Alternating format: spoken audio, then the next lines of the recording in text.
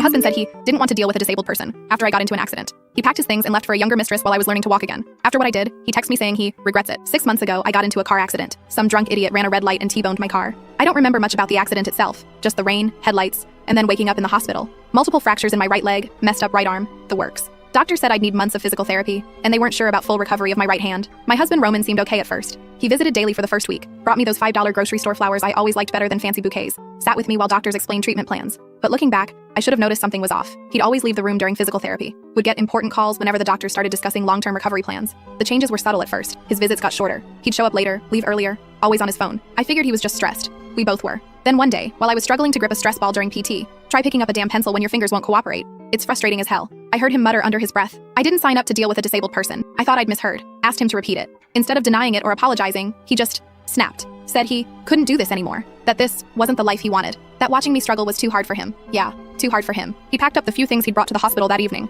then dropped the real bomb. He'd been seeing someone else. Valentina. They connected a few months before my accident. My accident had made him realize life was too short, or some bullshit like that. While I was learning how to walk again, he moved in with her, cleared out our joint account first. $6,400 we'd been saving for car repairs and a vacation. Not a fortune, but it hurt. Here's where karma kicked in. No elaborate revenge needed. Reality hit them both pretty hard. See, Roman had been playing sugar daddy with money we didn't have. Maxed out credit cards taking her to fancy restaurants. Bought designer clothes trying to keep up with her Instagram lifestyle. He'd even told her he owned his condo. He did not. Meanwhile, I moved in with my sister Madeline. The first week, I couldn't even go to the bathroom by myself. Try wiping with your non-dominant hand while keeping balance on one leg. It's a nightmare. Madeline had to help me shower, had to wash my hair for me because I couldn't lift my right arm high enough. I'm 32 years old, and my little sister had to help me put on my underwear. She never complained, but I cried every time. The medical bills were another nightmare. Even with insurance, the co-pays for physical therapy 3 times a week were killing me. Madeline helped where she could, but she's a teacher. It's not like she's rolling in money. I had to dip into what little savings I had left after Roman cleaned out our joint account. Every time I opened another bill, I thought about how he was probably spending money on fancy dates with Valentina while I was choosing between physical therapy and new compression garments for my leg. Last week, the text started, "I miss you,